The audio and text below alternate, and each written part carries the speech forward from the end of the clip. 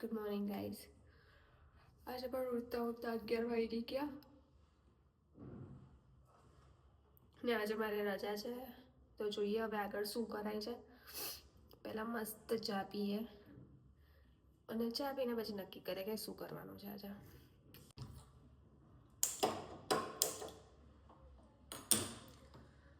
ઘણા બધા લોકોના મેસેજ હતા કે તમે કેમ મેન્ટલ હોસ્પિટલમાં જોબ કરો છો, તો એ લોકો માટે આજે એક જવાબ આપું કે મારે ક્યાં જોબ કરવી, શું જોબ કરવી એ મારી ચોઈસ છે અને મારા ફેમિલીવાળાની ચોઈસ છે. બીજા કોઈની ચોઈસમાં આમાં આવતી નથી.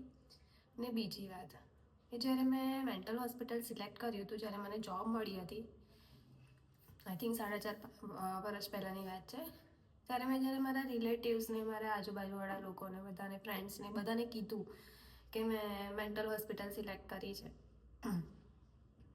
ત્યારે બધાનો એક જ જવાબ હતો, અરે કેમ મેન્ટલ હોસ્પિટલ, જોજો ગાંડી ના થઈ જતી.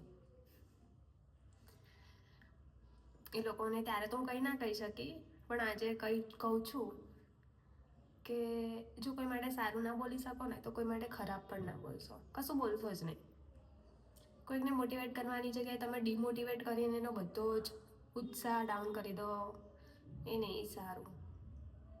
અને આ બધી તમારી માનસિકતા બતાવે છે. બાકી મારા ફેમિલીવાળાએ એને મને જે ઓળખે છે સારી રીતે, મારા ક્લોઝ છે, એ લોકોએ બધાએ મને કીધું એ કંઈ વાંધો નહીં, તમે ત્યાં કામ કરીને એ લોકોને સારા તો કરી જ શકો છો. એમણે મને એવું નથી કીધું કે ત્યાં રહીને તું એમના જેવી ગાંડી થઈ જઈશ. એ લોકોએ મને એવું જ કીધું કે ત્યાં રહીને તું એમને તારા જેવા સારા કરજે.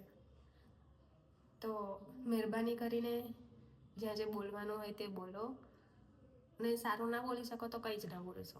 બસ આટલું જ. બાકી મને પ્રાઉડ ફીલ થાય છે અત્યારે કે હું એક એવી હોસ્પિટલમાં કામ કરું છું જ્યાં ખાલી હું પેશન્ટને ફિઝિકલી નહીં પણ ઇમોશનલી બી સપોર્ટ કરી શકું છું. તો મને મારી જોબ પર અને મારા પર બહુ જ પ્રાઉડ ફીલ થાય છે કે હું જે બી કામ કરું છું એ બહુ જ સારું કરું છું અને મારા આત્માને સંતોષ મળે છે એનાથી, બીજું કંઈ નહીં. પછી ઘરના કામથી હું નીકળી ગઈ હતી બહાર અને ડીમાર્ટથી થોડો સામાન લાવવાનો હતો, તો એ લઈ આવી. આજનો વ્લોગ બહુ લાંબો થઈ ગયો છે, તો અહીંયા જ પૂરો કરીએ. કાલે મળીએ. ત્યાં સુધી બાય બાય, ગુડ નાઇટ અને ટેક કેર.